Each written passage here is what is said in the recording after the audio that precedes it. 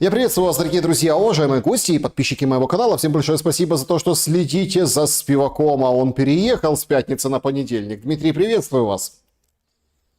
Приветствую тебя, Саш, приветствую зрителей наших. Не, у нас такая зрительская аудитория, что называется, хрен спрячешься, да, с пятницы на понедельник можешь переезжать хоть 3 раза, найдут, проследят, все зафиксируют, все в порядке, да.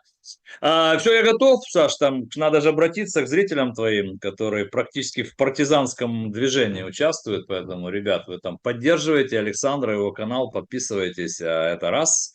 С вас лайк сегодня, это два. Почему я так требовательно прошу у вас лайк? Потому что, значит, ну, за искреннюю позицию, за то, что не всегда мое мнение совпадает с вашим мнением, с мнением ряда гостей Александра и так далее. Наверное, тем интересней. Плюрализм мнений, как говорил практически классик.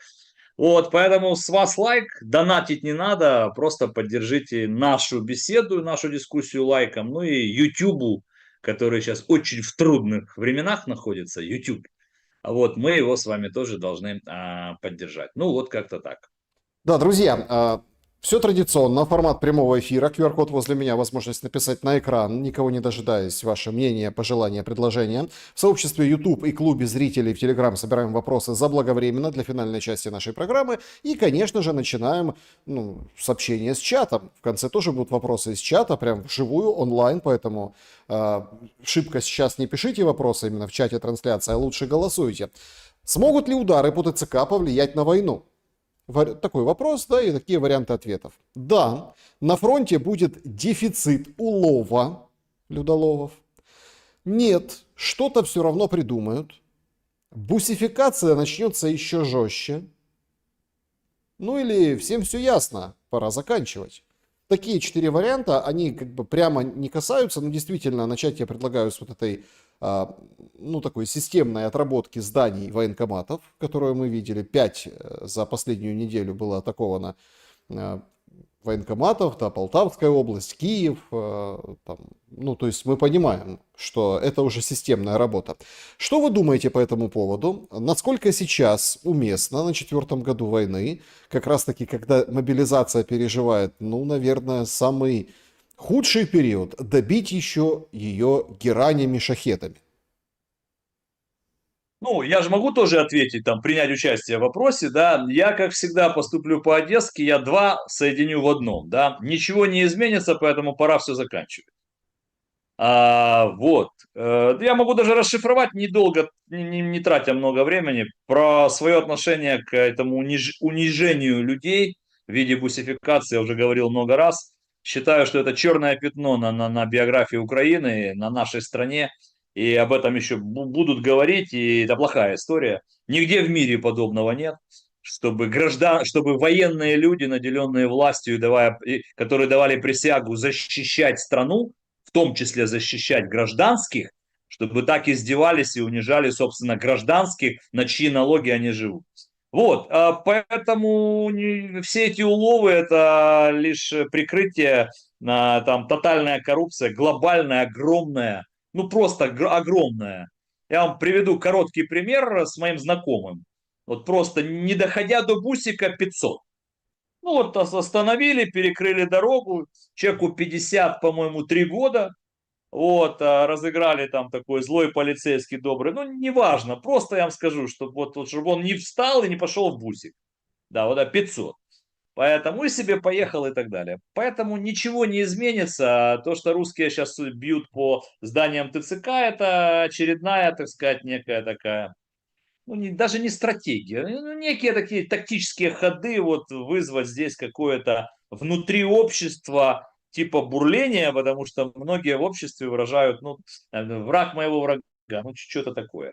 Вот, Саш, ну, весь мир и все, любой специалист, военный, спецслужба, разведчик, контрразведчик, командир на фронте, командир среднего звена, любой тебе скажет, насильно впихиваемый в бусик, не умеющий, не желающий, сопротивляющийся, не может быть воином и эффективно защищать свою страну. Ну, поговорите с военными, которые реальные военные. Не вот эти вот, которые расхаживают по мирным городам и готовятся к выборам местные советы.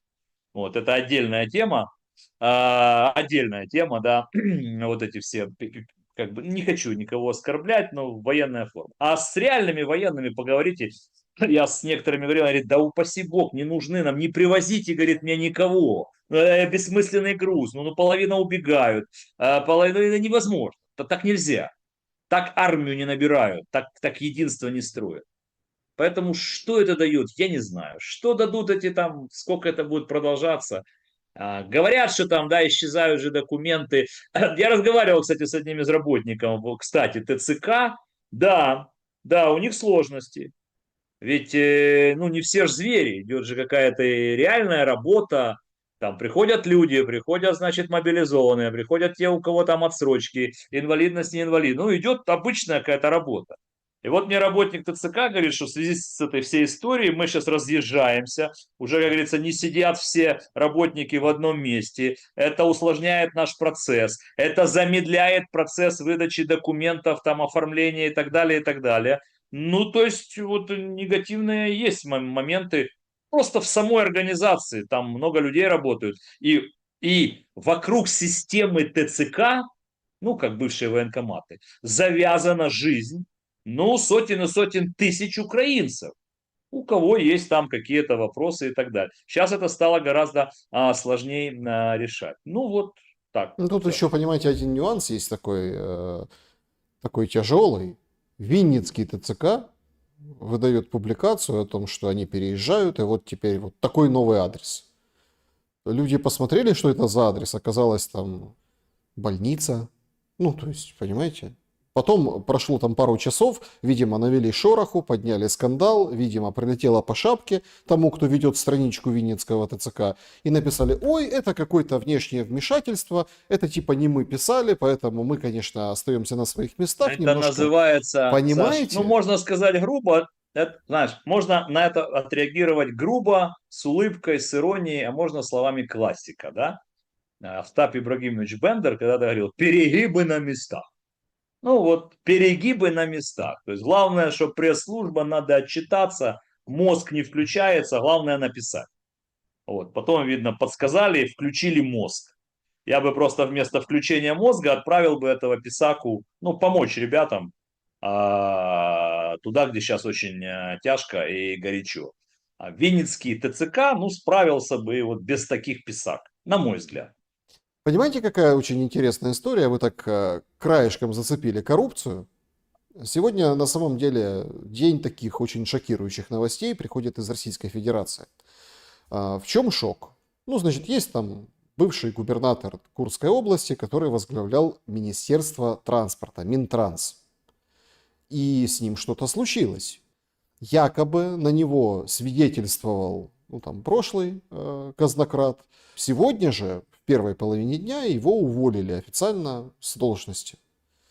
Ну, там загадочная история, потому что он там охране звонил, пришел там на тренировку, дочку обнял, и вроде как еще в субботу отдельные там СМИ, телеграм-каналы пишут, что в субботу его нашли, и получается сегодня так-то некрасиво Путин увольнял уже мертвого министра. Ну, это по их версии. Но по факту другая сторона говорит, что и Следственный комитет России, что вот это все произошло сегодня, то есть мы имеем взаимосвязь увольнения, он что-то знал. Понимаете, мы не являемся там российскими гражданами, мы не понимаем вот этой всей, то, что не понимаем, может понимаем, но не хотим туда лезть, в эту кухню. Но параллельным образом всегда начинаешь прокручивать и сопоставлять. Но вот воюют две стороны, Россия, Украина. Заподозрили бывшего губернатора, нынешнего министра, он пистолет ПМ, Тесла, заехал в парк и все. У нас же, если верить западным изданиям, Зеленский обсуждал с Трампом, когда разговаривал, кандидатуру нового посла. И, о чудо, есть версия, что это будет бывший министр обороны Резников. Человек, у которого сейчас обыски, человек, у которого яйца по 17. То есть абсолютно параллельный мир, абсолютно все по-другому. И как-то ненароком всплывают эти параллели. Что думаете? Первое, я всегда стараюсь не танцевать в хоре и не маршировать в шеренге, поэтому выскажу свое мнение, которое, может быть, будет отлично от многих других. Итак, первое. Мы уникальный народ. Вот мне абсолютно по барабану эта новость. От слова вообще. Меня больше интересует там европейские события, БРИКС, Трамп, значит, Нетаньяху, Сирия, Китай, Маск. Почему меня это интересует? Не потому, что я очень увлекаюсь международной повесткой дня, хотя и это тоже, а потому что все эти события, которые перечислил я, прямо или косвенно влияют на мою страну, на Украину. Ну, будет другой министр. Это первое. Второе. Если кого-то интересует второй вопрос, а почему наши коррупционеры не стреляются? Ну, мне сложно ответить на этот вопрос. Не знаю. Надо обратиться к нашим коррупционерам вот и задать им прямый этот вопрос, почему вы, так сказать, да, и так далее. Третье. Ты все, на мой взгляд, все такое в кучу, да, что говорят, что Зеленский обсуждал с Трампом будущего посла. Я об этом не знаю, но это вполне реальная история, и это нормально и правильно. Если бы я вот от имени государства Украины встречался бы с президентом США и знал бы негативное отношение истеблишмента республиканской партии там, к Маркаровой, ну, я бы тоже, так сказать, да, обсуждал бы будущую. И так правильно, так нужно делать. Ну, во избежание конфликтов при получении агримана лучше обсудить это до того, чем после того. Если бы мы это обсуждали с Китаем, со странами Ближнего Востока, я имею в виду кандидатуру нашего посла, они назначали бы просто так от фонаря, например, там менеджера Бориспольского аэропорта. Да, 3 года он там пробыл в Китае, и все, и ничего, и пузырь, и никак. Так вот, ну, обсуждал и обсуждал. Кого обсуждал, не знаю. А что касается Резникова, да, здесь у меня такая грустная улыбка, потому что хочется спросить, что у него нашли, НАБУ. Если нашли яйца, то протухли ли они уже? Если не нашли яйца, ну я шучу, у меня грустная шутка. Что искала у него НАБУ через там 2 года после его отставки?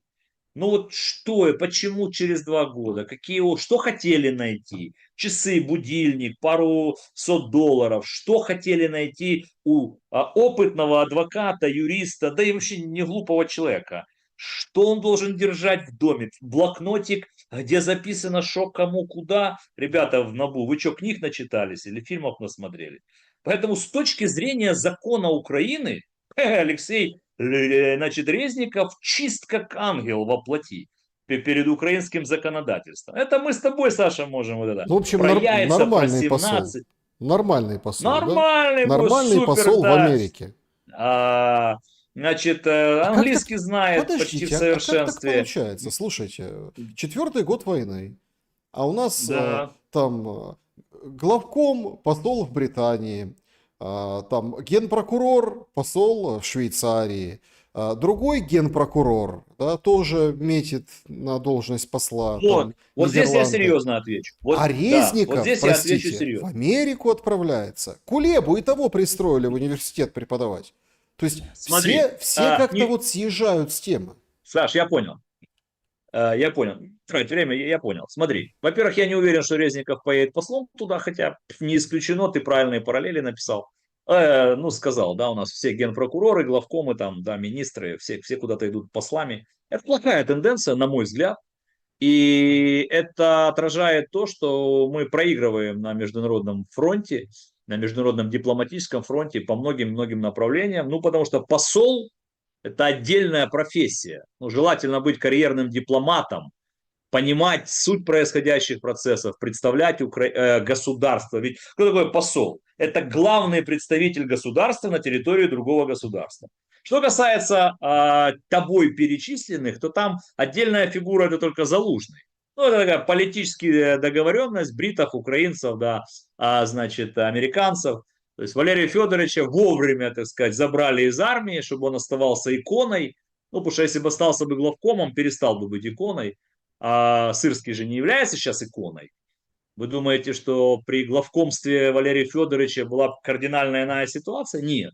Так все нормально, списался с армией, поехал в Британию, сейчас красавец в костюме, все прекрасно выглядит, готовится к политической деятельности. У Валерия Федоровича все прекрасно. Пол Украины продолжает на него молиться, считая, что ну все, вот и так далее. Все остальные ты прав. Это какие-то назначения такие, мне они непонятные. А теперь про конкретная должность посол Украины в Америке. Это ключевой сейчас момент. И на мой взгляд, человек, который должен быть назначен на эту должность, должен обладать несколькими очень серьезными фундаментальными как бы факторами. Итак, первое. Ну, он должен быть относительным американистом, то есть знать Америку и иметь серьезные связи в американском политическом истеблишменте. Неважно, это демократы, республиканцы, спецслужбы, Пентагон. Ты должен быть там относительно своим, ну, чтобы не начинать все с нуля. Второе, понятно, ты должен знать английский. Вот, для американцев это очень важно. Мне мои друзья это вот всегда подтверждают. Для меня это было как-то новое. Я говорю, какая разница, можно же через переводчика общаться. Не-не-не, говорит, у нас не, нет. Вот хочешь, да, вот ты должен знать английский язык, причем так, очень, так сказать, на очень хорошем уровне. Третье, на мой взгляд, третье. Ты должен обладать навыками коммуникаций. И четвертое, конечно, желательно, чтобы на тебя не открывали и не искали эти скелеты в шкафу. То есть безупречной репутации, наверное, не бывает ни у кого, но желательно, чтобы за твоей спиной не маячили громадные большие коррупционные скандалы, чтобы тебя сразу не держали вот за это самое. За это самое не могу. Вот этими четырьмя факторами, ну и плюс американцы должны одобрить эту кандидатуру. Так было, есть и будет всегда. Вот этими пятью факторами должен обладать будет будущий посол. Значит, я от тебя первый раз услышал про Резникова, потому что я слышал там Умеров, ну, другие, Шмыгаль, там, я другие фамилии слышал. Но если коснуться там, да, раз ты меня спросил, я должен ответить. То у Резникова вот 4 фактора из 5 совпадает. Ну вот за исключением вот этого некого шлейфа больших серьезных коррупционных скандалов в Министерстве обороны в бытность работы Резником министром обороны. Вот. Если это там в Америке никого не смущает, то что мы тогда удивляемся, Саша, почему это должно смущать у нас? Если в демократической Америке это не смутит. Или смутит. Посмотрим. Не знаю. Подождем. По поводу Америки. Трамп расписался в выходе из Украины. Все. Трампа уже не будет, помощи уже не будет. ПВО, может, какие-то продадут, но судя по тому, как лупят нещадно сейчас и ракетами, и дронами, и какие удары получают города, ну, я так понимаю, что, как бы, ну, в общем-то, мы перекладываемся, мы, украинцы, имеется в виду, украинское государство, украинская оборона, перекладывается четко на плечи европейцев. Дорогой мой Александр, позволь мне тоже получить минуту славы на канале Шелеста. Я хочу напомнить нашим зрителям, ну и тебе тоже, ничего страшного, дискуссии. Где-то с февраля месяца мы с тобой очень жестко дискутировали, ну жестко по сути, не по форме, да, жестко дискутировали. И каждый из нас, ты и я, давали свои аргументы с точки зрения того, что твоя была точка зрения, что Трамп и Путин давно уже о чем-то договорились, причем глобально, и сейчас нас просто подведут к этому договорнику. А я говорил о том, что ни один человек в мире не знает, как закончить войну в Украине, и Трамп с Путиным не просто ни о чем не договорились, они даже встретиться не могут, потому что некрасиво, не камильфо, и им негде подпись поставить. Потому что, значит, тогда говорил я, и сейчас подтверждаю, потому что между Трампом, Путиным и Украиной существует еще один игрок под названием Британия. И пока Трамп, говорил я тогда, февраль-март, и подтверждаю я сейчас июль, пока ничего не может сделать с этим игроком. Вот, поэтому, как бы, да, я готов себя похвалить, мой прогноз оказался реальным, ты не дашь мне соврать. Я сказал, что встречи Трампа и Путина не планируются. Хотя после первого их телефонного разговора пол Украины было в шоке. Сейчас говорят, ну все, еще 2 недели, сейчас все распишут. Я сказал, ничего этого не будет. По телефону поговорят еще пару раз, а потом будет тупик, потому что требования Путина невыполнимы, а ультиматумы Путина, которые он отправляет Трампу, невыполнимы, их никто не будет, не может, не хочет и не собирается выполнять. А у Трампа, у него сейчас, вот как ты сказал, что он уходит с Украины, а он не знает. что с этим делать. И поэтому взял тишину, взял паузу. Поэтому все его комментарии даже не по-трамповски, они даже не похожи на его стилистику. Он же чем обычно славится, Дональд Фредович? Своим очень острым словом, которое там шашки на голове понеслась. Важно, что он завтра передумает, но сегодня скажет. Вот уже несколько суток прошло после телефонного разговора Трампа и Путина, и Дональд Трамп понял, что это тупик. Он не знает пока, чего делать. Почему? Скажу тебе. Первое. У него мало рычагов на Путина.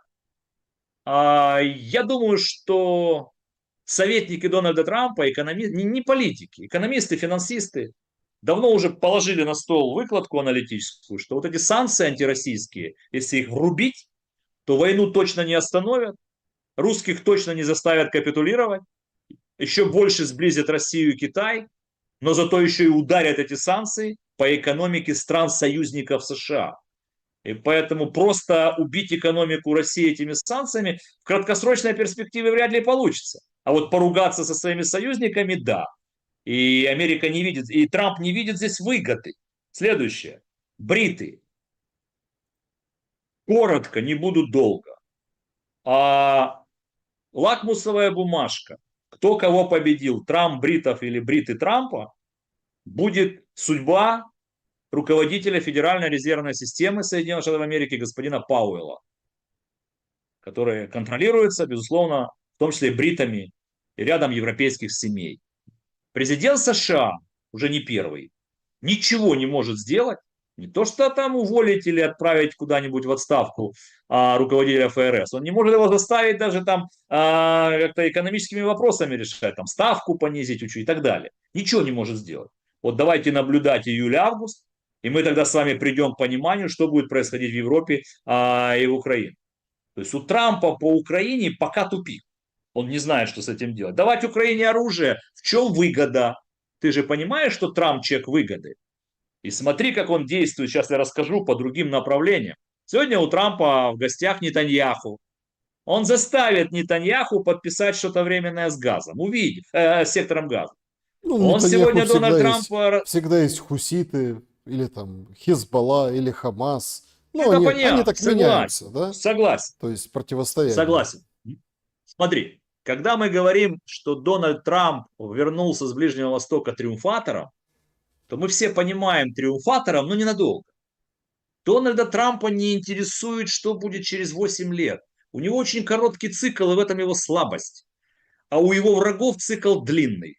Ну что такое Дональд Трамп? Это еще 3 года, но это грубо сказано. Через год демократы вернут в себя большинство в Конгрессе на довыборах. Я в этом абсолютно не сомневаюсь. И там останется 2 года, и Дональд Подождите, Трамп будет... почему вы не сомневаетесь? Стойте, я вас А прерву. потому что Дональд... А в чем, Скажу тебе, а в чем скажу ваша тебе. уверенность? Смотрите, демократы Скажу. просто ниже дна сейчас по отношению к, к Скажу ним, тебе. к политикам, эта Камала потерялась, Байден там ходит с кем-то фотографируется. Саш, я не за демократов. Не пытайся. Я не за демократов, потому что для меня демократы это Соросята, Юсейт и так далее. Поэтому я точно не за демократов. Я просто анализирую ситуацию и понимаю, что вступил в игру Илон Маск. Это косвенная игра, и косвенно он льет воду на мельницу демократов.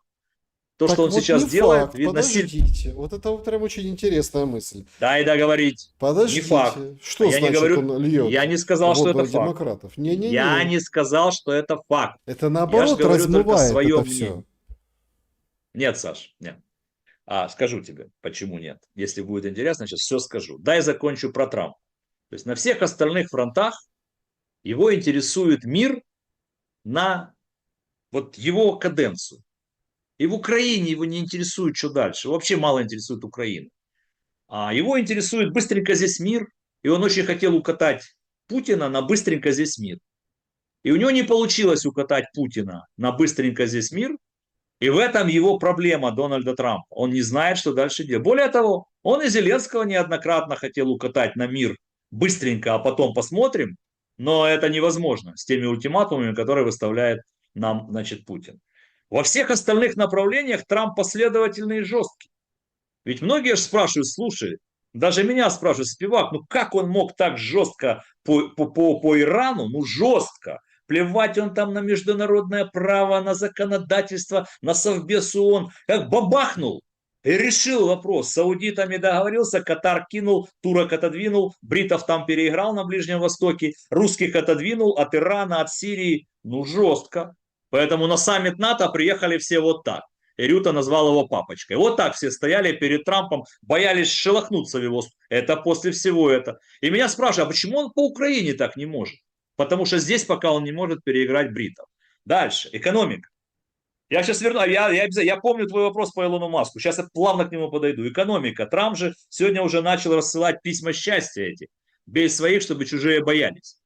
А что, мол, заканчиваются 90-дневные каникулы, кто там не со мной, кто против меня, сейчас получит пошлины и так далее. Уже Индонезия прибежала, Таиланд сбежал, прибежал, там готовы, здесь готовы.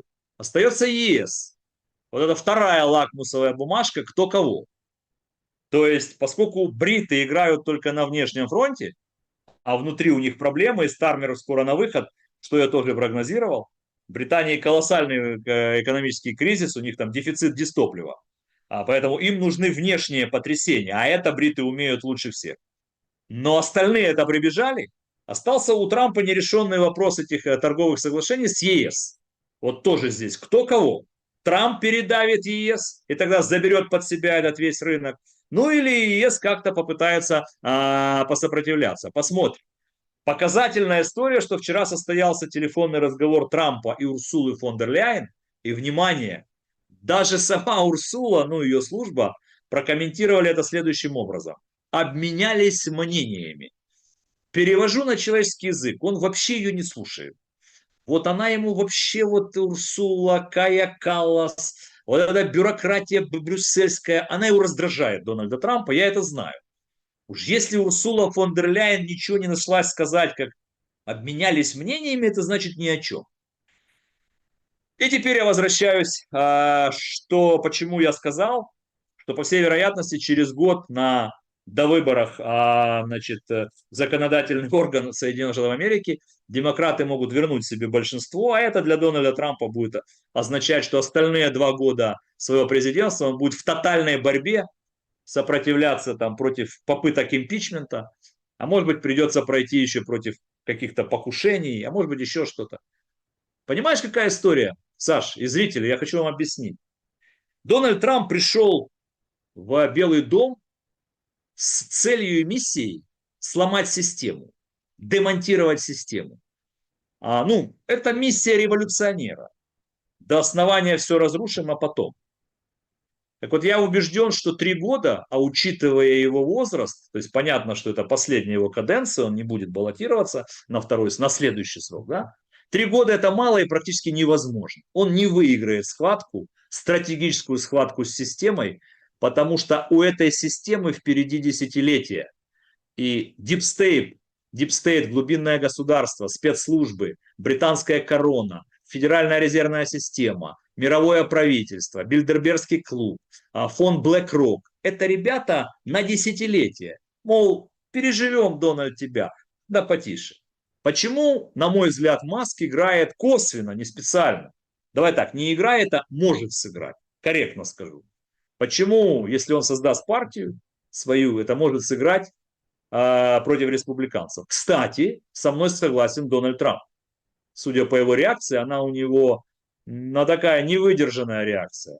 Трамп сказал, что Маск слетел с катушек, значит, и так далее. Он очень, очень нервно реагирует. А все очень просто, Саш. Илон Маск, некогда ближайший друг, соратник и сподвижник Трампа, в первые полгода пребывания того у должности демонстративно выходит из команды, тем самым говоря американцам, что, мол, я Илон Маск, посмотрите, я-то шел с Дональдом Трампом вот ради этого, а он, мол, пришел и стал делать вот это. Нас с вами обманули, говорит Маск, и начнет участвовать в выборах. А вот то, что он будет играть на руку демократам, он сам спалил себя. Когда сказал нет-нет, это Маск сказал, мы не будем участвовать во всех в общенациональных там праймерис, выборах. Мы точечно, говорит, возьмем пару губерний, значит, пару, значит, этих, господи, как эти называются, Участки, не участки. Ну, в общем, видишь, уже не знаешь простого слова сказать. Значит, поборемся, говорит, за несколько мандатов. Пару округов возьмем. И, говорит, выиграем.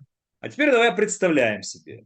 Сегодня там разница 51 на 49, там буквально в пару мандатов. Теперь давай предполагаем, то, во-первых, демократы будут очень жестко вести борьбу против Трампа всеми имеющимися силами. Деньги, СМИ, газеты, телевидение, дипстейт, попытка создать Трампу экономические, значит, проблемы внутри Америки. А тут еще и Трамп, и Маск, члены команды которого запросто могут победить на нескольких округах. Я теперь вопрос к тебе и к зрителям. К кому в качестве золотой акции присоединятся или могут присоединиться победители от партии Маска? Точно не к республиканцам Дональда Трампа. Они будут держать сугубо нейтралитет, но когда будет касаться стратегических для Трампа вопросов, они его не поддержат. Такая моя логика. Могу ли я сейчас ошибиться? Могу. Я высказываю свою логику на сегодняшнем этапе.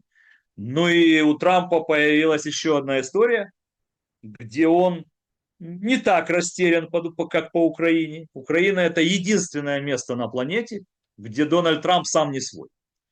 А вот БРИКС, саммит которого состоялся, да, 6-7 числа, Трамп пригрозил им, ну, всем странам-участникам, там, да, членам БРИКСа, участникам БРИКСа, партнерам БРИКСа. Говорит, смотрите, вы там, кто против Америки, добавлю еще 10% тарифа. Ну, такая себе история. Поговорим о БРИКСе отдельно, заканчивая Трампе. Если ты меня бы сейчас спросил, ну и что Трамп будет делать? Как ты сказал вначале, он нас кидает?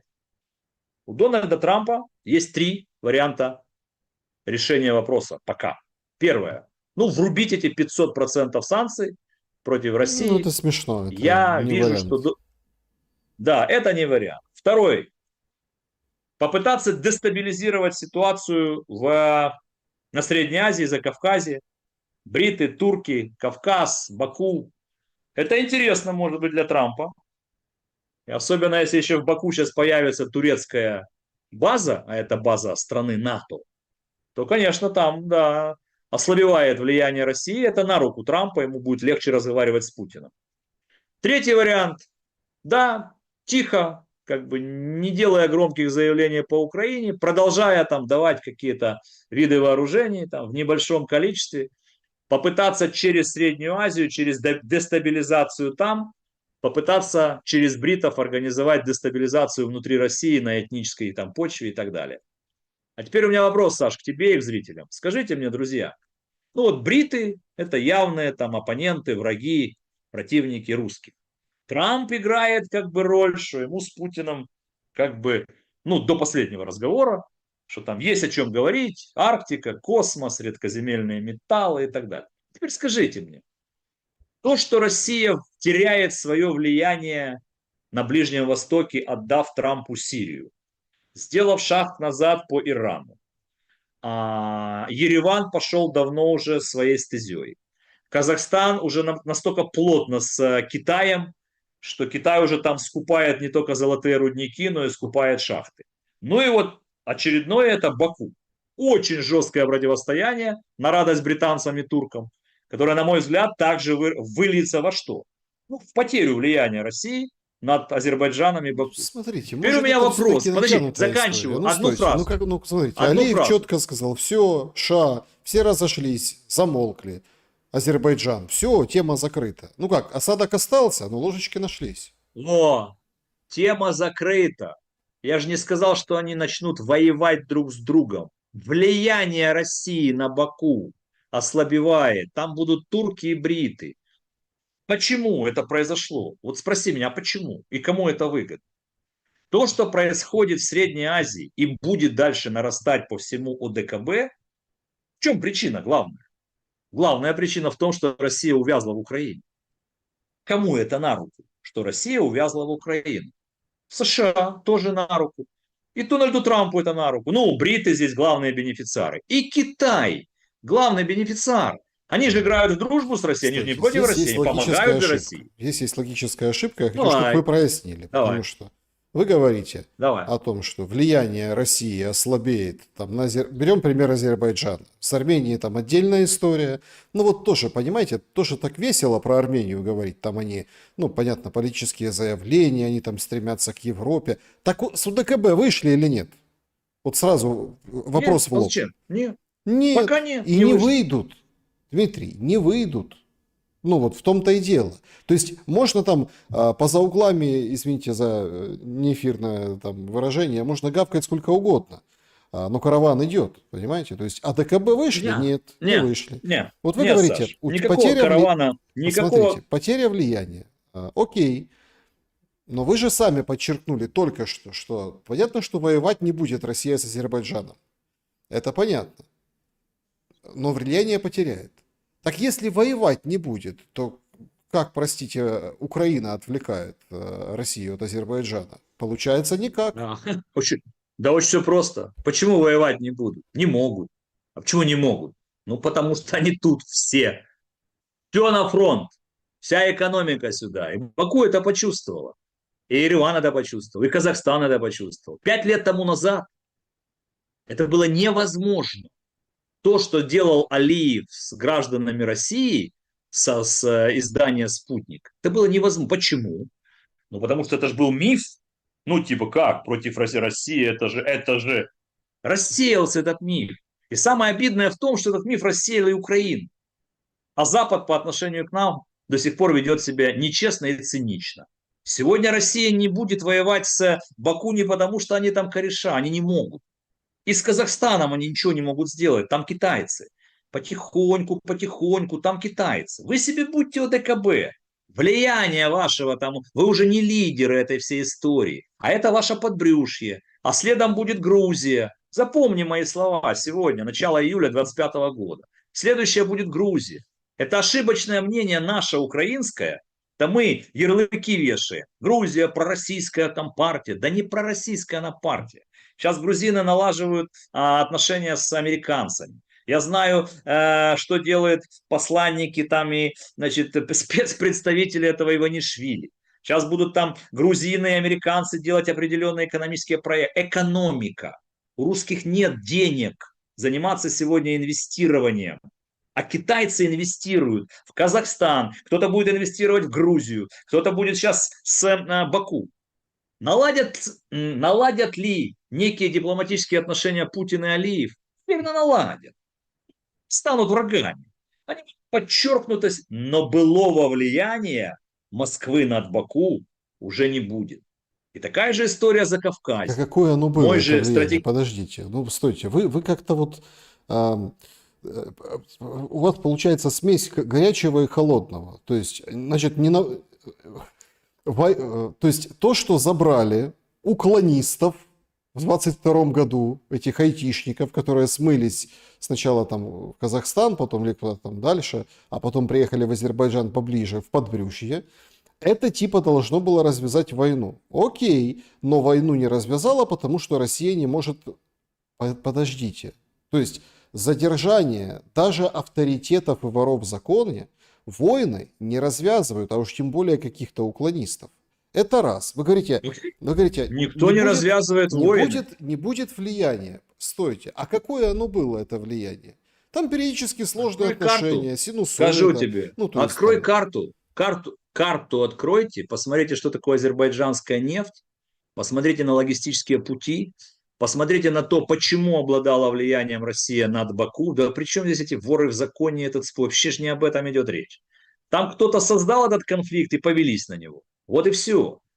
Поэтому нефть азербайджанская очень нужна. И турецко-азербайджанская связка, а Турция это бриты, антироссийская связка очень нужна, а экономически русские не могут сегодня это перебить. Да вот я о чем говорю, ни больше, ни меньше. Нет, Я просто подождите. констатирую факт. Не могут экономически, не могут Конечно. военным образом. Потому Нет, что сейчас нет. Украина.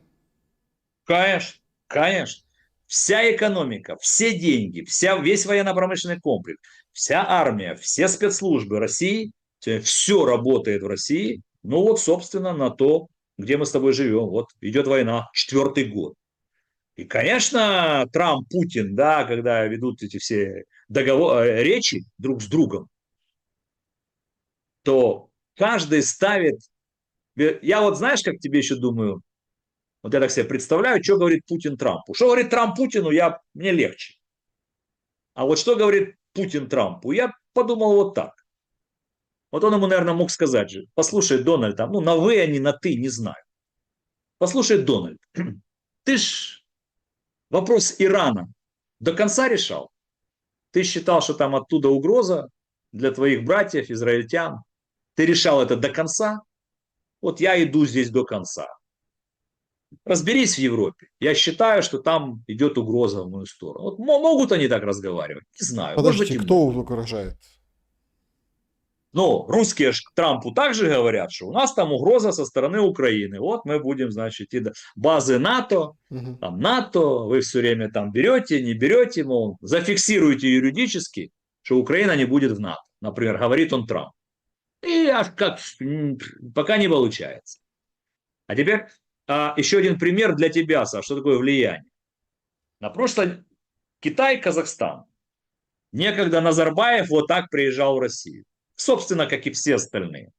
Нынешний президент уже так не приезжает. Он вот так приезжает в Китай. У него крыша появилась в Пекине. Китай же не воюет с Россией, но просто Россия против этого противостоять ничего не может. На прошлой неделе Китай выкупил за 1,2 миллиарда крупнейший место добычи золота, а сейчас Китай скупает, в том числе в Казахстане и в Африке, скупает просто пачками шахты. Смотрите, Как пишут я хочу аналитики просто западные, это понять. Я хочу просто крупнейшая понять. экспансия в горнодобывающую промышленность Почему китайская. Россия должна препятствовать скупке шахт в Казахстане? Это Страной, есть влияние, Саш. Это есть влияние. которая четко вышла и сказала, помните, все ж это заметили, фраза мега похожая, как Байден говорил про Украину. Выходит представитель Китая и говорит, мы не позволим России проиграть. Да нормально, конечно, не позволят. Будут помогать России, конечно. Китайцы умные, восточные. Есть геостратегические вещи. Сегодня им Россия нужна в качестве младшего партнера, понятно. А я что сказал, что они поругаются? Да, о чем ты говоришь? Так а Китайцы иначе действуют. зачем препятствовать скупке шахт? В России тоже работают Не, ты не китайские понял. Ты не компании, понял. покупают, тоже имеют виды, кстати, на недра, на неподконтрольной территории киевской, проекты. То есть вы понимаете, что там другая немножко уровень отношений России и Саш, Китая. скажи мне, пожалуйста. Наверное, давай с базиса начнем. Может быть, тоже не все понимают зрители. Давай мы с тобой прольем свет. Саш, что такое влияние одной страны над другой?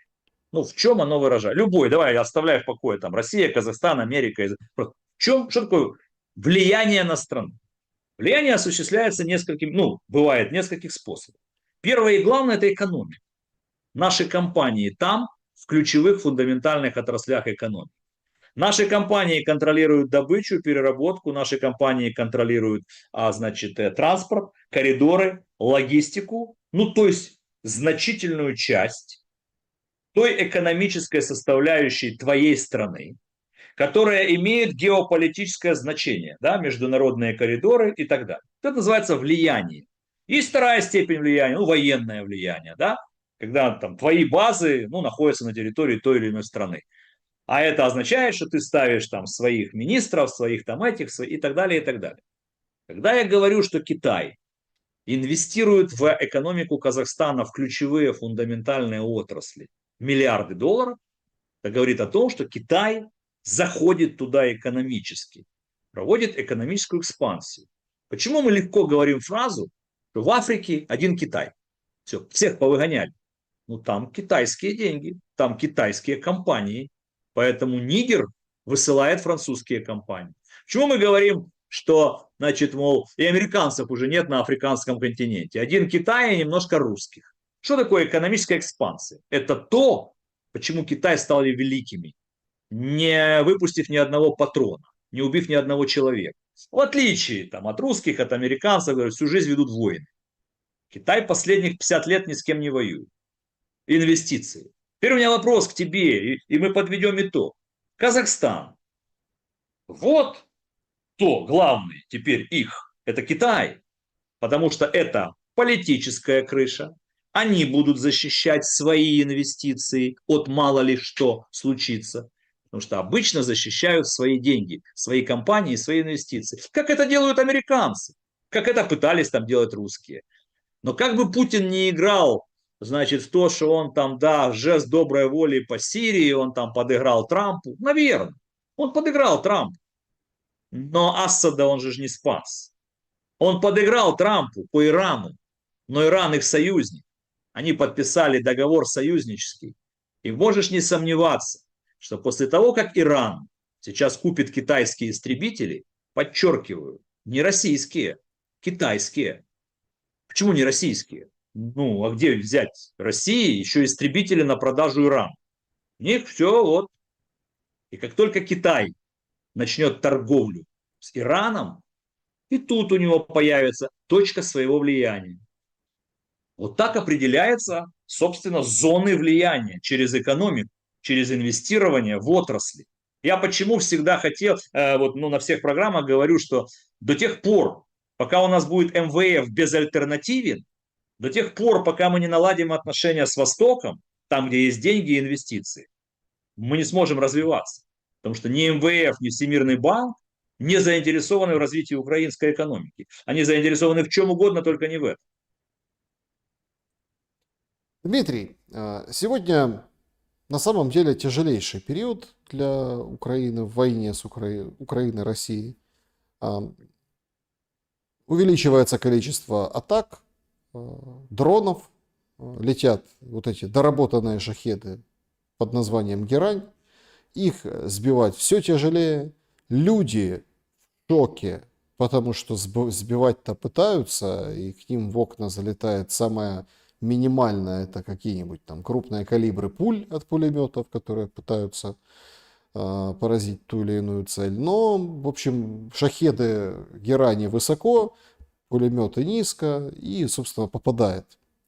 Мы начинали с обстрелов там, ТЦК, это тоже такой интересный элемент в войне стратегический, но война по-настоящему становится жарко. И жаркой будет вот это, ну, вот этот летний отрезок времени, да, и вот эта летняя война, пока тепло. На фронте потери, территории. Нас предупреждают, что шахедов Герани будет еще больше. Там 1000 целей за раз вообще будет обстрелы. Буданов уже не говорит о том, что мы там, зайдем в этом году в Крым, а как бы соглашается, говорит, что, мол, да, где нога русского солдата, там будет российская территория, соглашается с Путиным, поэтому всех призывает не филонить и не бежать от ТЦК, а защищать свою страну. И в этот момент, когда мы на очередной грани, очередной опасности, премьер-министр Шмыгаль выделяет по 5000 гривен на школьника для того, чтобы его собрать в детский сад, ну, в школу, купить там принадлежности, книжки, канцелярию и так далее. Слушайте, евро уже по 50. С ценами тоже, ну, как бы вообще не все хорошо. Экономика действительно проседает.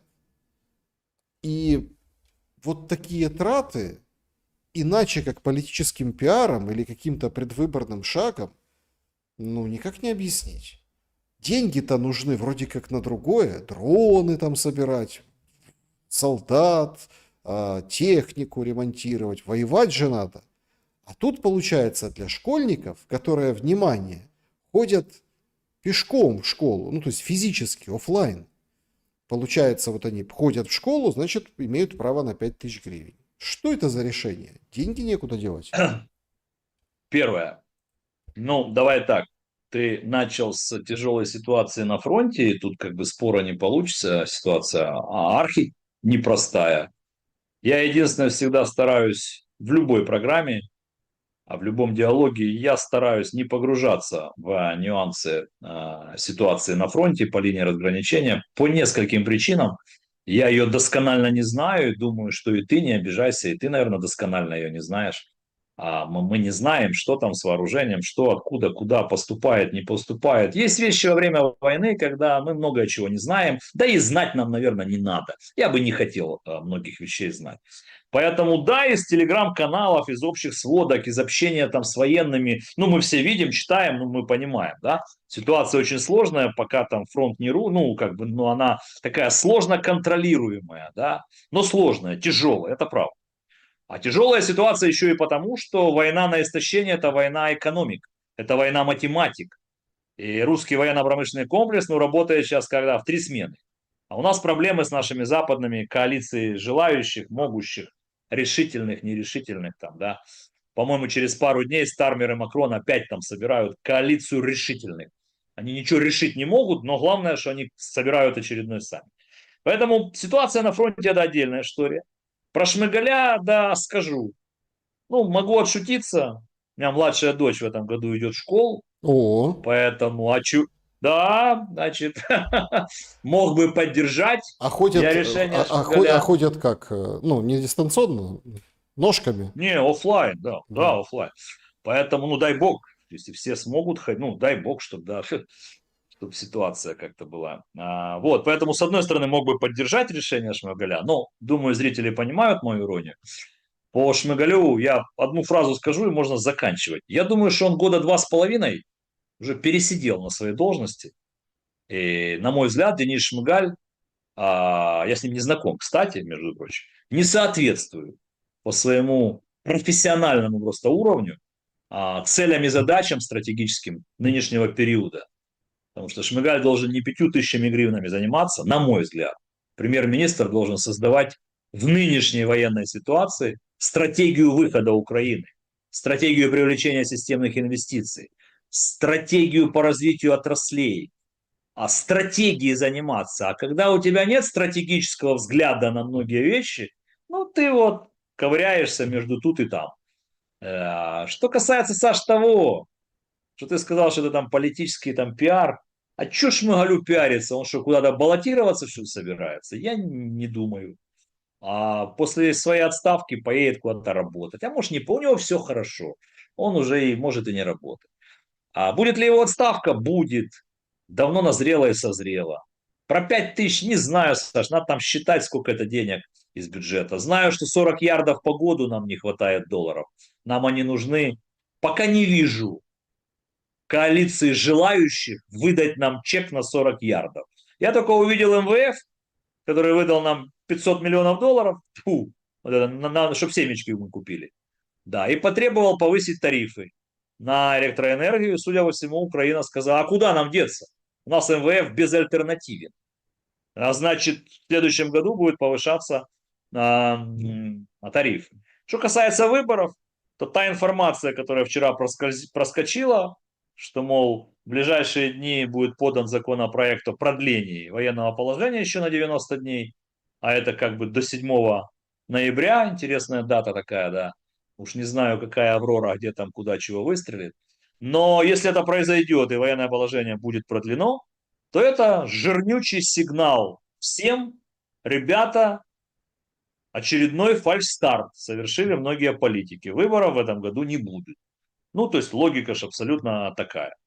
Поэтому куда там Шмыгалю баллотироваться? Нет, просто хочет быть вот, в повестке дня. А давай поможем детям, решил Шмыгаль. Ну, окей, давай поможем детям.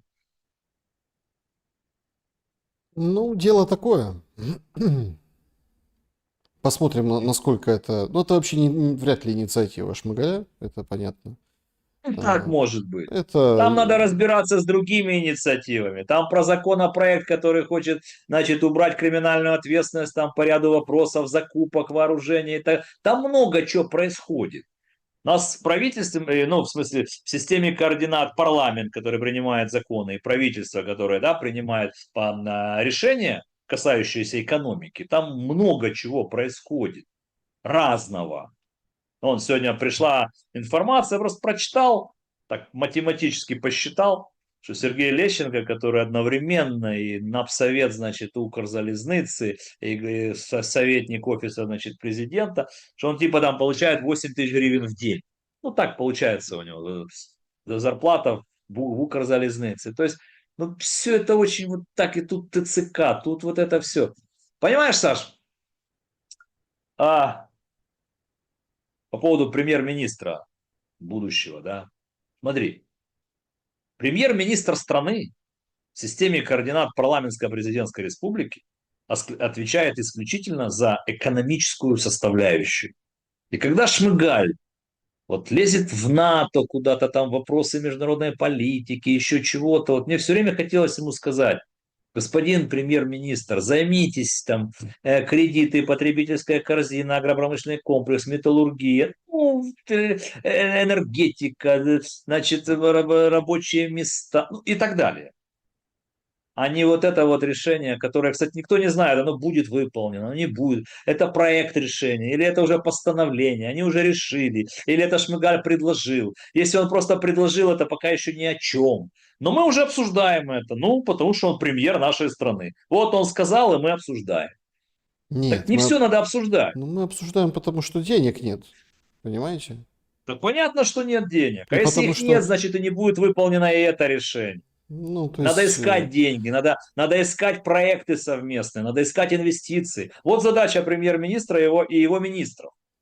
Вот это задача. Надо думать, как добывать газ. Надо думать, как мы войдем в осенне-зимний период, где будем покупать, у кого, за сколько, как это отразится на себестоимости всех продуктов, где брать пенсии дополнительные, зарплаты, где брать ситуацию с дотациями какими. Ну, вот это работа, собственно, правительства, премьер-министра, министров и так далее.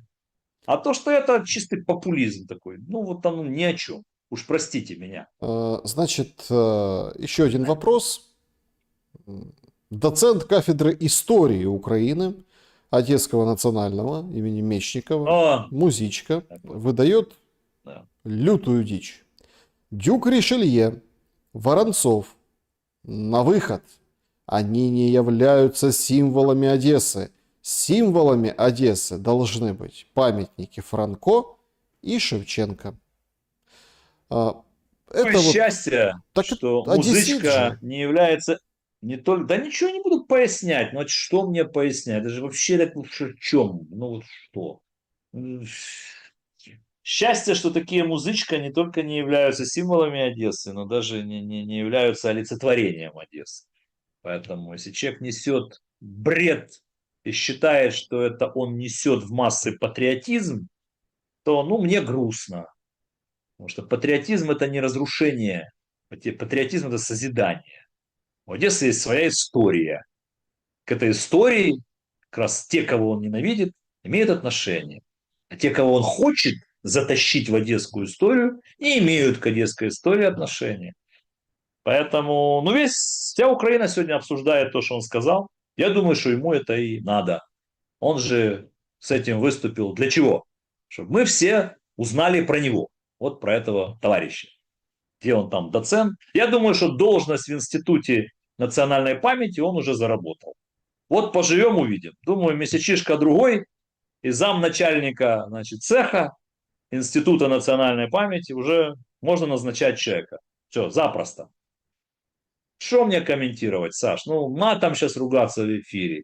В очередной 595 раз рассказать про уникальность одесской истории, спросить, чем Одесса провинилась и перед кем, что вы кромсаете одесскую историю. Чем и перед кем провинилась Одесса? Сегодняшняя, вчерашняя, Одесса середины и начала 20-го, ну и так далее. Перед музычка чем-то она провинилась. Я не знаю его биографию, надо почитать. Где он, откуда, где его папы, мамы, бабушки, дедушки. Я займусь этим. Вот ты меня вот к этому подтолкнул, блин, я этим займусь. Печаль, печальная, Да, что друзья, не туда мы идем. значит, ну, параллельным курсом, конечно, там, понятно, Зеленский. Вот тоже новость. Зеленский созвонился со Стармером. Новость ни о чем. Ну вот просто обсудить, как там будет 10 числа, да, вот, на встрече потужных, ну или вот этих несломленных, или как, или желающих, но не могущих. То есть, но тем не менее, очень много забивают баков, да. Вот это тоже история, которая там забивает баки. Про язык, про, скажем так, культуру и так далее. Для того, чтобы людей отвлекать от всего действительно важного. Потому что это все-таки вот такая На всем тактика. известном сериале «Слуга народа» Там есть гениальный отрывок про язык, мову, культуру, чего надо сделать, чтобы людей сталкивать лбами, пока в это время и так далее. Саш, смотри, я всю программу провел достаточно в жестких критических нотках. Сейчас как бы вот ты сейчас сказал, там, да, Зеленский зазвонился с Тармером, вот нафига нам об этом говорят. То есть смотри, ты же вот, ну, тоже не объективный человек. То есть когда какой-то музычка что-то говорит, или когда премьер-министр Шмыгаль что-то говорит, или когда выходит еще кто-то что-то говорит, ты готов это обсуждать. Президент Украины созвонился с премьер-министром Британии накануне некого саммита. У нас же другой Британии нет. И других партнеров у нас нет. Мы можем поприкалываться, что они коалиция желающих, но не могущих. Коалиция очень решительных, особенно Эммануэль Макрон. Поприкалываться можем. Но Украина европейская страна. Ну, И как бы погодите, там ни было, мы Дмитрий, обязаны... давайте-то Подожди. я отвечу вам. Подождите. Давай. Ну вот Ну, я вам давай. цитирую. Давайте вот просто вот Давай. объективно. Говорит, если Давай. Шелест не объективный, окей. Это прям Давай. Зеленский, официальная страница. Говорил с премьером Британии Стармером. Скоординировали нашу общую дипломатическую работу и обсудили ожидания. Обсудили ожидания от встречи коалиции желающих, которая будет в Риме через несколько дней. Работаем над тем, чтобы решения были максимально сильными. Кир высказал... Перевести на высказал... человеческий язык. Подождите. Кир высказал сочувствие по поводу недавних российских массированных обстрелов. Поблагодарил его за поддержку наших людей. Говорили про дополнительное финансирование уже в этом месяце для нашего внутреннего производства дронов, прежде всего перехватчиков. То есть нам, во-первых, рисуют этот фиолетовый луч дронов-перехватчиков, понимаете? И его тычат, вот эти спичрайтеры Зеленского тычат его везде, вот эти дроны-перехватчики. То есть это единственное плюс-минус зерно ну и потом еще Рамштайн, который помер, он упомянул, Зеленский. Это единственное, эти дроны-перехватчики, за что можно было зацепиться в этом разговоре. Новость ни о чем. Это объективно.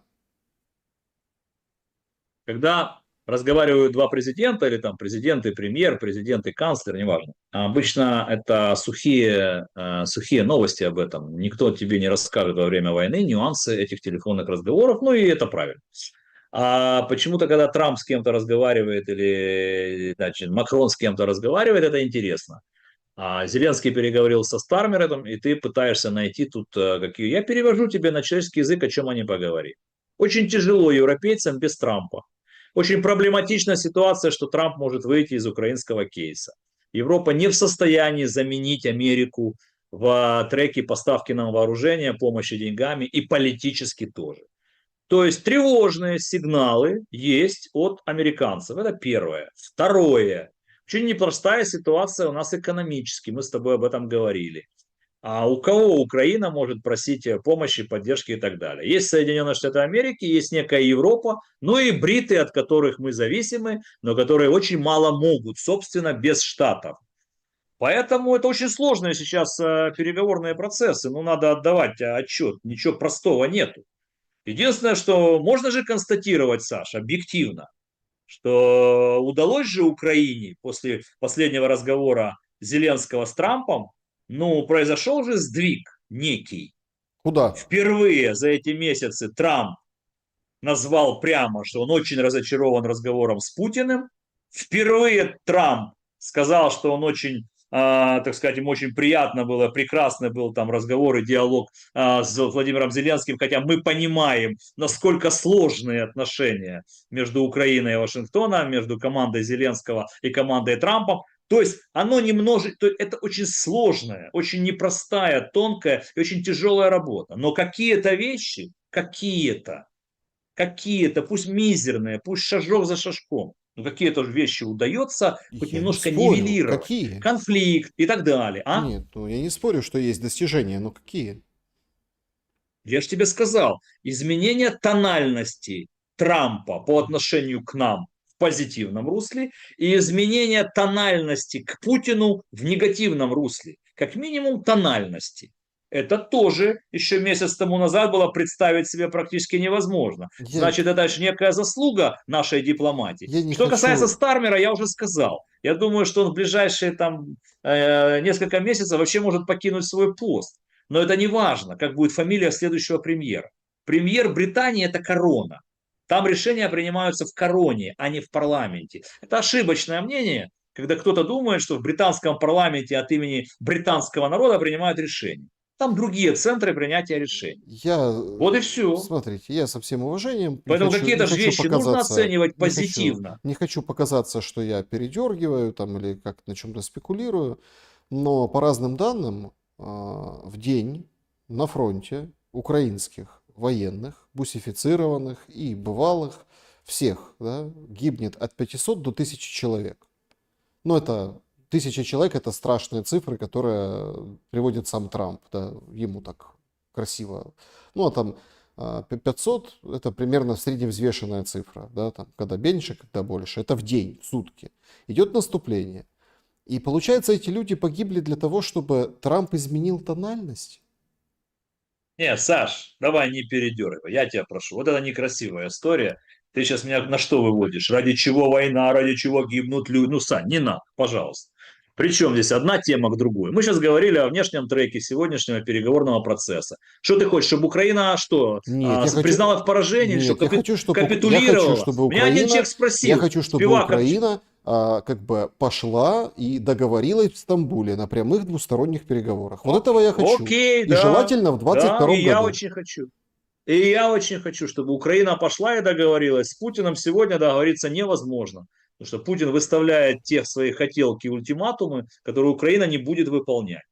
Ну только вдумайтесь. Ну давайте я одно вам только скажу. Не про НАТО. Ну вот Путин говорит, я за 4 года не взял эти 4 региона, а вы отвалите оттуда.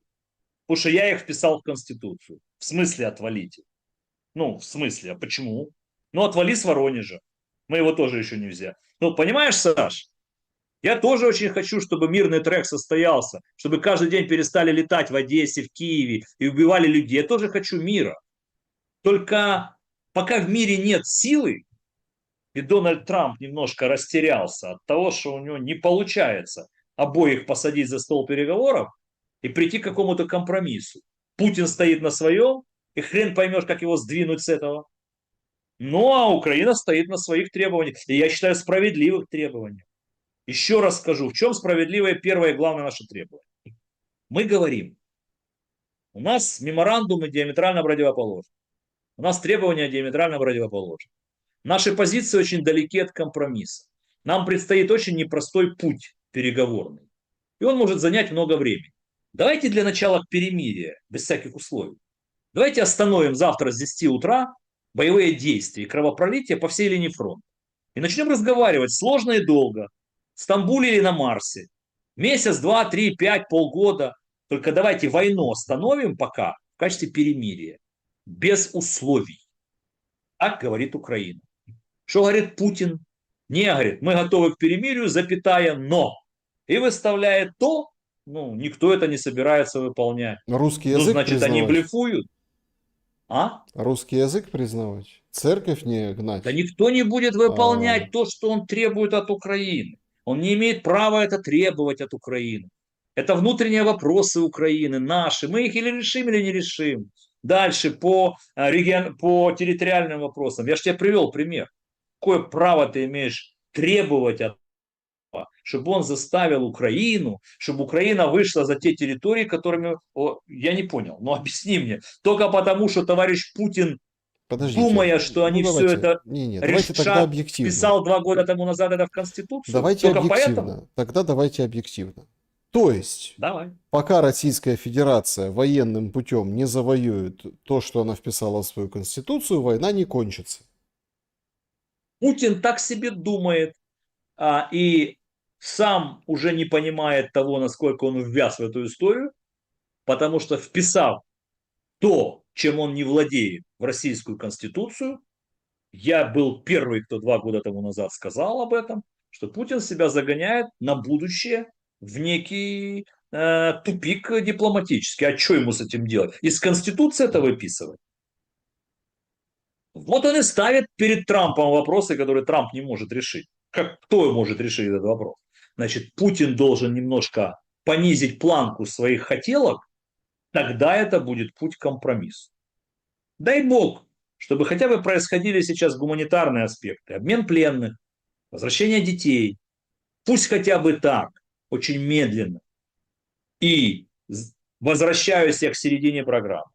Я все-таки надеюсь, что июль-август между Трампом и британцами сформируется консенсус по Украине и по Европе. Да, друзья, Потому что, подводим да, итог опроса. Смогут ли удары по ТЦК повлиять на войну? Ой, как мнения разделились. Хороший такой опрос достаточно получился. 16%. Да, на фронте будет дефицит улова.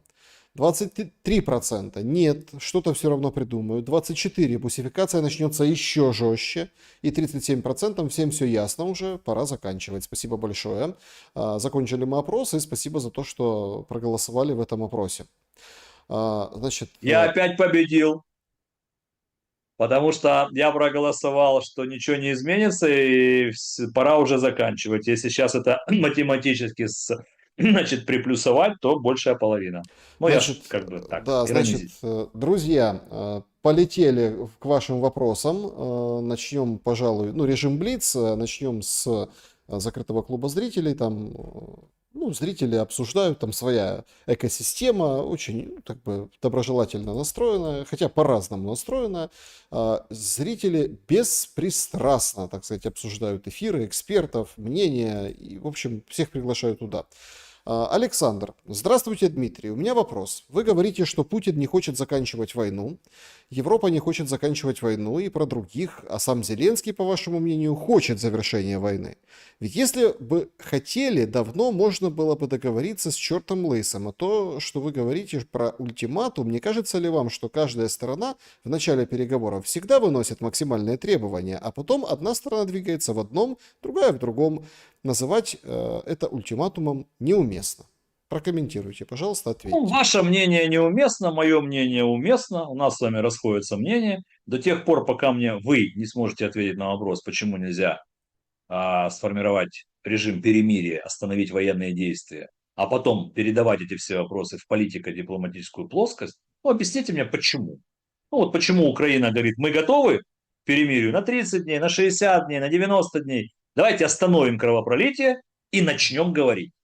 А русские говорят, не-не-не, потому что ну, это называется блеф. Это значит, что они не хотят.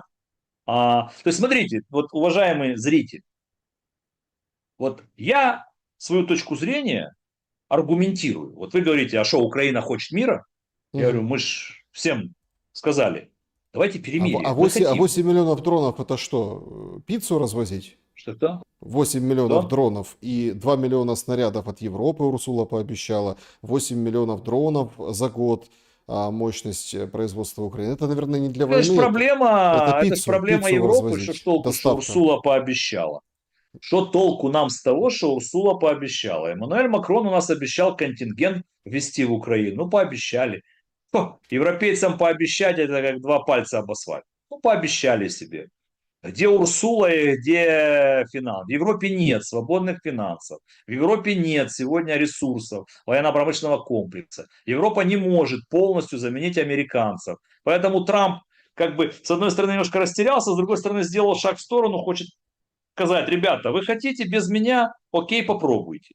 Тяжелая в Украине ситуация. Я поэтому иногда немножко вспыхиваю эмоционально, я прошу прощения, когда вот тяжелые ситуации пытаются манипулировать. А вот что нельзя договорить. Ну приезжайте и попробуйте договориться. А вот что нельзя было тогда, можно было тогда. Просто мы же сейчас живем в 25-м. Что толку возвращаться в 22-й? Стамбул, Борис Джонсон и так далее. Что нам дают? А что вот тогда, наверное, можно было. Мы же говорим о том, что сейчас нужно делать, а не что происходило тогда. Если кто-то из вас умеет прийти сюда и со всеми обо всем договориться, окей, ребят, вы гениальные, пожалуйста. Хорошо, посмотрите, а почему, если Украине нужно прекращение огня, почему о нем не договариваются не как о безусловной истории? Почему о нем не договариваться, если Украине нужно прекращение огня? Выходит так, что прекращение огня со стороны Украины выходит как ультиматум. Нормальный ультиматум. Давайте остановим войну и будем говорить. Ребят, ну А, да, то есть, нормальная история. То есть война приходит к своему тупику. Весь мир говорит, ребята, остановитесь. Русские говорят, ну да, мы тоже типа за мир.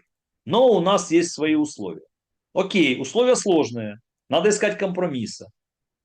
Ну так давайте перемирие сначала сделаем. Ну просто скажем стоп. Для этого же не нужны даже посредники. Два верховных главнокомандующих объявляют, что завтра с 10 утра 30 дней перемирия.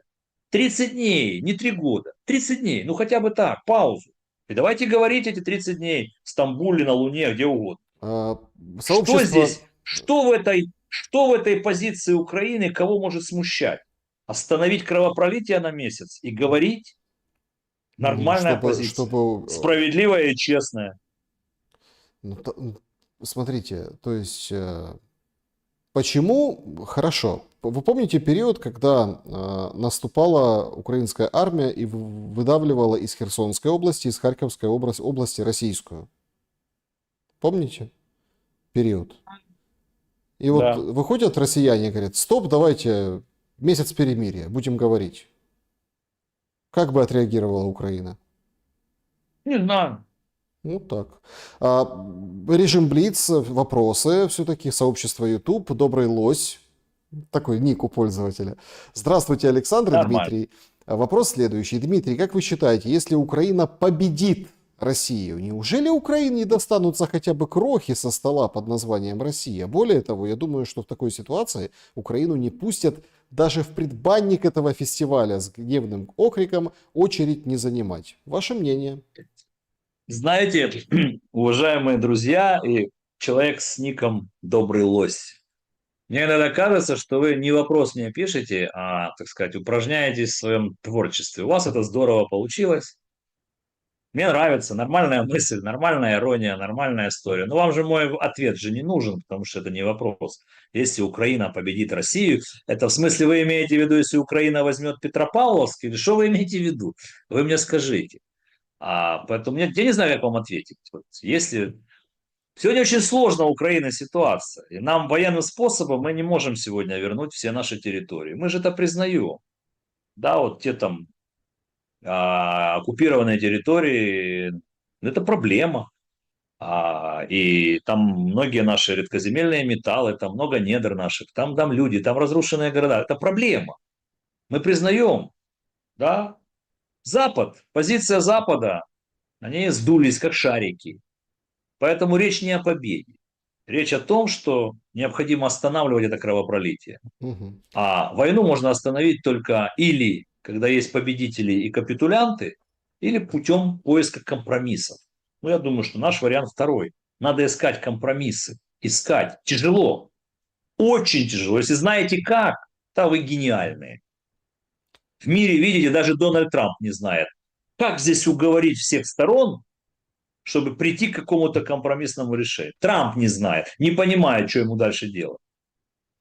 Вот это, кстати, тоже интересный вопрос. От Лики, ну, Анжелика. Вопрос. Александр, прошу Дмитрия ответить. Он все время говорит, что Россия напала на Украину, но ни разу не сказал о вот этих первопричинах нападения. Но не просто же так они сделали то, что сделали. Сидели и напали внезапно. Прошу перечислить в манере Дмитрия, как он умеет. Первое, второе, третье. Может, в этом Украина тоже виновата? Ну, конечно, и Украина виновата, и Запад виноват, и Вашингтон, и НАТО. Да мы много раз об этом говорили, я не знал, Анжелика, что вы ни разу от меня это не слышали. Да, конечно, то, что с нами играли как наперстки, возьмем в НАТО, не возьмем в НАТО. Да, будете в альянсе, не будете в альянсе. Я сколько раз приводил в программе у Саши Шелестова, вон книжку за моей спиной. Да, Уильяма Бернса, главы ЦРУ, там, Киссинджера читал, других читал, Беннона. Ну, НАТО, да, Джеффри Сакс, который сейчас на весь мир говорит. С 2008 года вот это вот играли с Украиной и держали Украину в подбрюшье у России. Да, да, это геополитические разборки Вашингтона и Москвы. К сожалению, получились они, ну вот, собственно, за счет Украины. Есть другие геополитические причины. Их несколько.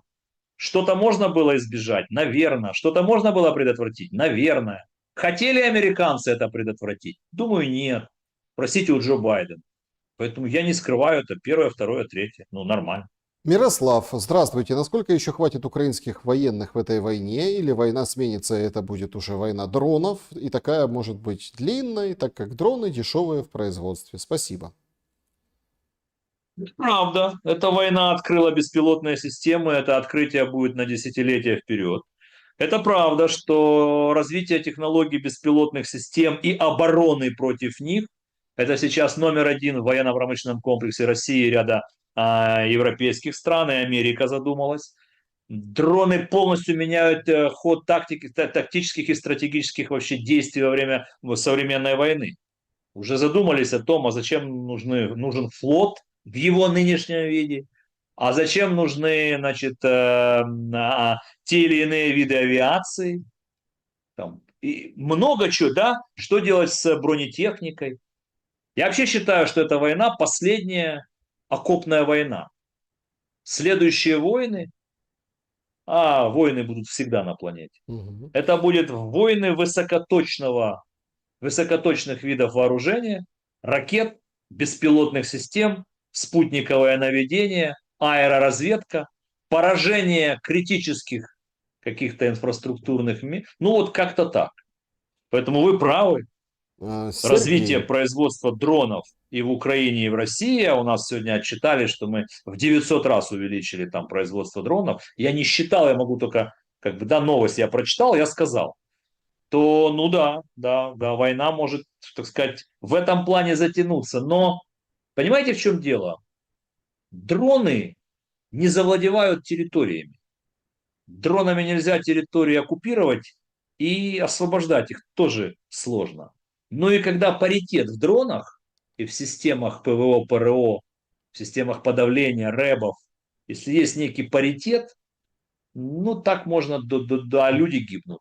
Поэтому я и говорю, что позиция Украины справедливая. Давайте перемирие и начнем говорить. ну вот, кстати, вопрос от Алексея о перемирии. Вопрос, о каком 30-дневном перемирии может идти сейчас речь, если Украина за месяц до окончания действующего продлевает новое военное положение, или в огороде Бузина в Киеве Зеленский? Алексей, а вы с Украины или с России? Мы сейчас пока в прямом эфире. Напишите, пожалуйста, а потом я вам отвечу. То есть вы считаете, что, ну, во-первых, еще никто не продлевает. Это информация, которая мне пришла, я с вами поделился. Но военное положение заканчивается 6 августа, то есть через месяц. Да. И То на есть вы считаете, следующей... не надо продлевать военное Не, на положение? То есть у нас следующей неделе... заканчивается война? Подождите, на следующей неделе не факт, что надо продлевать. На следующей неделе будут голосовать. Через 13 дней можно? До следующей недели, на следующей неделе будут голосовать, а через 13 дней можно. Ну, Окей, смотрите, надо тут же подсказать как... ребятам, Тут не же... голосуйте Нет, на тут же очень следующей неделе, интересный, тут проголосуйте очень интересный через момент. 1,5 недели. Вы понимаете, о чем я говорю? То есть, если идет какая-то, ну, демонстрация чего-то, ведь условиями прекращения огня у Российской Федерации была остановка поставок вооружений, что Трамп в принципе сделал. Давайте, ну, обращать на это внимание. Трамп сделал, сказал, о, я сделал, давайте прекращать огонь. А второе условие – это прекращение бусификации, ну, мобилизации насильной. Этого, понятное дело, Трамп сделать не может. То есть, Слушайте, друзья мои, вы, конечно, интересные ребята, и зрительская аудитория у тебя своеобразная. То есть вы действительно считаете, что Путин имеет право говорить руководству другого государства, кого им куда мобилизировать и кого нет? Вы действительно считаете, что бусификация в Украине имеет хоть какое-то отношение к кому-либо, кроме нас, украинцев? Вы действительно считаете, что Путин имеет право при перемирии требовать, чтобы мы там ничего ни у кого не покупали, а они остановят производство своих видов вооружений? Ну, они ВПК остановят на перемирии или нет? Или они будут в 3 смены работать? Ну, у них есть такие возможности. А мы не можем ничего ни покупать, ни закупать, ни делать. Ну, слушайте, ну это вот чистой воды ультиматум, на мгм. который никто не будет вестись. И Так, последнее. значит, Военное положение будет продлено. Скорее всего. Меня это не радует. Я очень хочу мира. Я тоже думал, что до 6 августа все это горячая стадия закончится. Мне тоже казалось, что в июне, даже астрологически, Был такой период, что ну вот могли договориться, могла что, да, не получилось, не произошло. Многие против. Есть партия войны. Я много раз об этом говорил. Да, и в Европе есть такие силы. И вокруг Трампа есть такие силы. Не получилось. Поэтому мы же уже видим, что до 6 августа мира не будет. Поэтому да, это сигнал. Украина говорит, ну окей, ну что, значит, будем продлевать военное положение, будем дальше как-то сражаться. Ну Ну, что в значит, этом тогда, да, решении вас так подождите. Значит, надо цепит? закрывать тему с перемирием. Почему? Это параллельные два трека. Тема перемирия никогда не будет закрываться. Да, мы продолжаем этим заниматься, но военное положение пока будет продлено. Если Мгм. вдруг мы утром проснемся и в Стамбуле обо всем договорятся и подпишут мир, никаких проблем в парламенте проголосовать и закрыть военное положение. Никаких проблем. Так, Не вижу вообще здесь проблем. Виталий спрашивает. Дмитрий, сегодня расследование списка Эпштейна пришло к заключению, что список не существует. Верите ли вы в это? И второй вопрос. Что влияет на принятие решений в мире? Корость, жажда власти или компромат? Заранее спасибо за ответы на вопросы. Все решения в мире принимаются исходя из двух составляющих. Да, интересы и смыслы. Экономика и влияние. Экономика через ресурсы, через рынки, а это и есть влияние через коридоры, через логистику, через редкоземы, через недра, через военное присутствие. Не верите, спросите у Дональда Трампа.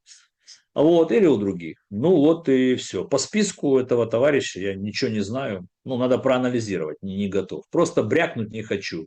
Глубокого анализа этой новости не делал. Миром правят деньги и смыслы. Смыслов мало сейчас, к сожалению. А вот стремление захватить ресурсы, территории, это правда. Технологии, рынки, это правда. Мгм. Будете ли вы лично, Алексей спрашивает, после войны и смены власти помогать финансово восстанавливать варварски уничтоженные памятники в Одессе? Почему одесситы сейчас не борются с этими варварами? Или уже большинство одесситов стали по взглядам как Стерненко и аплодируют сносу памятников великим людям? Мне трудно отвечать на этот вопрос, друзья. Я же очень откровенный человек. И у меня тоже этот вопрос такой. Но судя по тому, что вы спрашиваете, вы сейчас не в Украине находитесь. И вам легко задавать этот вопрос. Почему не в Да, не Украине? борются Подождите, одесситы сейчас. не в Одессе. Подождите, при чем здесь Не не в в Украине? Украине. Человек, который это спросил, даже не в Украине сейчас. А, да, не борются. Да, это больно. Да, где-то страх, где-то внутреннее какое-то. Да, очень надеюсь, что после войны мы все вернемся к этим вопросам. Да, я надеюсь, что одесситы смогут отстоять свою одесскую историю, потому что она наша история, ничего плохого в Украину, как бы, да. Тяжелый это вопрос. Он такой, да. Буду ли я помогать финансово? Зачем финансово? Ну, во-первых, мы все налоги платим. Во-вторых же, суть этого вопроса не в финансах, дорогие мои друзья. Здесь финансы вообще ни при чем. Здесь нужно понять, что мы будем строить, куда мы идем, с кем, что хотим сделать. Вот. Мы или создадим какую-то конструкцию равноправия регионального, вот, или поделим людей на правых и неправых, тогда это плохо закончится для страны. Ну вот я так это вижу. Мгм. Так, значит, Петр, много разговоров идет о мобилизации женщин. А почему бы и нет? Откройте демографический фронт и мобилизуйте на контингент обоих полов. Тут и бусификация уже не нужна будет. Я передам ваш совет туда, где принимают это решение. Мне иногда не хочется отвечать на вопросы людей, которые пишут ну, для того, чтобы вот просто засветиться. А почему бы и нет? У меня к вам вопрос. Я не знаю, сколько вам лет, там, если у него жена, может быть, мама молодая или сестра родная. Ну, то есть, как только ваши женщины вашей семьи идут, все, я тогда за вас. Если так поболтать просто, то зачем? Мгм. Значит, чат трансляции подключим, еще пару вопросов отсюда. Добрый вечер. Не кажется ли вам, что тема с новыми послами в Америке и так далее, это Зеленский пытается вывести свои кошельки подальше из Украины в преддверии катастрофы или убирает политических конкурентов? М? Друзья мои, какая связь в замене посла Украины в Соединенных Штатах Америки со всеми теми вопросами, которые вы перечислили. То есть эти вопросы, может быть, и имеют место для обсуждения, только к послу это не имеет никакого отношения. Просто по Маркаровой есть устойчивое негативное отношение у республиканцев со времен еще избирательной кампании, там Трамп и Камала Харрис. Поэтому ну, это решение, наверное, созрело. Вот сейчас и идет, значит, идет переговорный трек, согласовать новую кандидатуру. Ну, окей, и что? Вот. Мгм. Вы родственник Маркаровой, скажите мне? Или в чем суть вашего вопроса? Вася задает вопрос. У Спивака за спиной на верхней полке, наверное, когда вас одного показывал, на верхней полке а, книга синяя, как купорос. Это переписка Энгельса с Каутским? Это подарочное издание «Мастер и Маргарита». Мне когда-то это подарили. Очень интересное такое, красивое такое подарочное издание, дорогое. Но не этот, не Энгельс с Но не Каутским. Маркс и не Энгельс, да. М, Хотя, ребята, для тех, кто занимается глубоко политикой, политэкономикой, Маркса надо было бы прочитать. Не глупые ребята были. Он капитализм всего мира, весь 20 век, практически живет по законам Маркса. Серьезно вам говорю, без иронии. Руслан, здравствуйте. Сначала Россия и Путин с маленькой буквы, теперь Арестович и Латынина. Может ли Дмитрий объяснить глубокий смысл этого идиотизма? Просто так хочу, не аргумент для публичного лица. Вообще, Просто конечно, так хочу, да. вообще, конечно, это Не, позорище. Слушайте, про Латынину и секунду, про Латынина Арестович и Латынина с и маленькой про буквы. Арестович. Подожди, ну ты же меня спросил, дай отвечу. Я этого не написал, то есть это вполне вероятно просто ошибка. Ну, я не писал ни Латынина, ни Арестович с маленькой буквы. То есть если у меня это есть в Телеграме, сейчас исправлю, нет никаких вопросов. А у людей могут быть другие мнения, и нет вопросов. То есть сразу говорю, то есть нет вопросов. А Путин и Россия, я уже много раз отвечал. Почему я так пишу? Ну, вот так я принял решение это писать. Ну, имею я на это право или нет? Я же у себя в Телеграм-канале. Ну, такая моя вот протест мой. А Смотрите, по по поводу... Арестовичу Латыниной сейчас прямо на ходу исправлю, если быстро найду, Ну, потому что смотрите, по Арестовичу и мало ли Латыниной там. на самом деле это полное, как бы идет, полный аут, если честно. То есть это написал А с где вы у меня это маленькой... нашли, друзья? Так это Скажите может... мне. Нет, подождите, так может это не у вас. Я просто объяснить пытаюсь. Ну. Арестовича и Латынину... Тогда и стоп, секунду, Саш, я прошу, сейчас ты, извини, сейчас ты такой, я думал, это вы у меня где-то нашли, я Ну, не я не знаю, пишу Арестовича Латынина с может вы маленькой буквы. перепостили, потому что это написал Центр противодействия дезинформации, его глава Коваленко. Арестович и Ага, Латынина с маленькой буквы, как Россия и да. Путин. То есть, когда он объяснял тему вот эту мобилизация женщин, да, о том, что вот, смотрите, это вот там злые враги, Арестович работает на врага, Латынина вообще засланный шпион в либеральную Да не будет тусовку. мобилизации женщин, не будет мобилизации женщин, поэтому я абсолютно с этим тоже согласен. И не стоит Арестовичу, не живя в Украине, нагонять страхи. У нас достаточно здесь страхов объективных, живем вот под ракетами. Он в Одессе сегодня 3 раза, да, угроза баллистики. А вы знаете, друзья, что из Крыма баллистика в Одессу летит от 1,5 до 2 минут? Минут. Никто никуда не может спрятаться не может. И так живем. А потом празднуем, а потом дни рождения у кого-то, а потом гости, а потом люди на пляже ходят. Живем мы в это. Поэтому нам страхов достаточно. Не надо нагнетать. Не будут в Украине делать мобилизацию женщин. Да, Вот и все. друзья, Поэтому всем большое спасибо за то, что...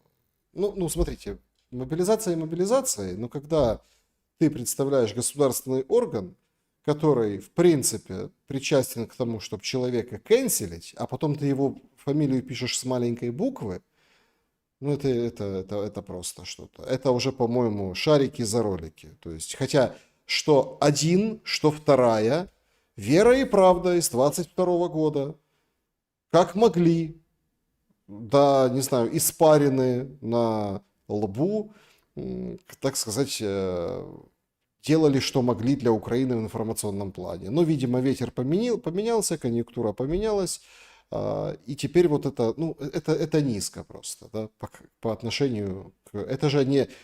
Там, если там люди объясняют Россия как символ, Путин как символ, поэтому с маленькой буквы, то тут конкретные люди. Это, конечно, деградация. Я понимаю, да, я понял. Я Это понял. деградация. Друзья, спасибо большое всем за то, что посмотрели этот эфир.